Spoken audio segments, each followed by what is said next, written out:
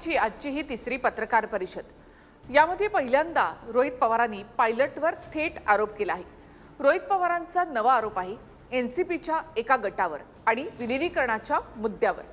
याआधी रोहित पवारांनी 27 तारखेला दादांना एका नेत्यामुळे उशीर झाला आणि त्यामुळे दादा विमानाने गेले आणि तो दुर्दैवी अपघात झाला असा आरोप करत त्या नेत्याकडे बोट दाखवलं होतं। आता त्यांचा फोकस हा विलीनीकरणाकडे वळलाय।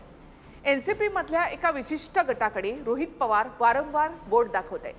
आज त्यांनी पुन्हा एकदा दोन शंका व्यक्त केल्या आहेत। विलीनीकरणानंतर आम्ही एनडीए मध्ये जाणार ही गोष्ट काही लोकांना आवडली नाही किंवा दादाच एनडीए मधून बाहेर पडतील आणि त्यामुळे एक गट नाराज होता।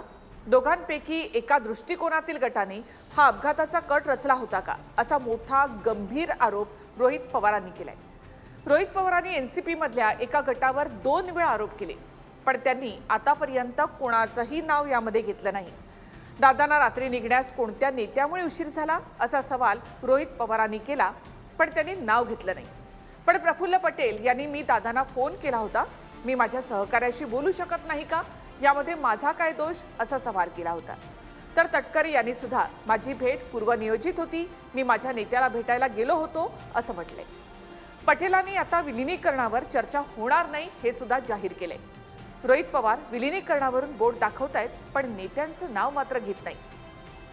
पायलट सुमित कपूर यांनी अजितदादांचं विमान मुद्दाम खाली आपटलं आणि स्फोट घडवला असा गंभीर आरोप देखील रोहित पवारांनी केलाय।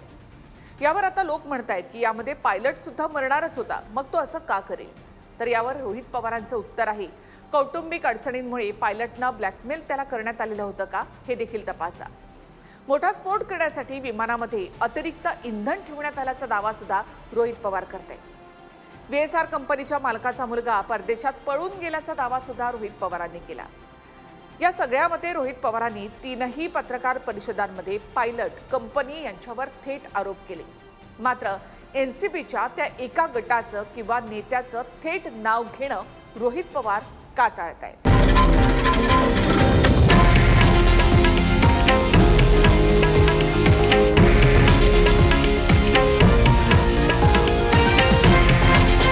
हे आहे देशातील नंबर 1 न्यूज नेटवर्क आणि आपण पाहत आहात TV9 मराठी, एकमेव।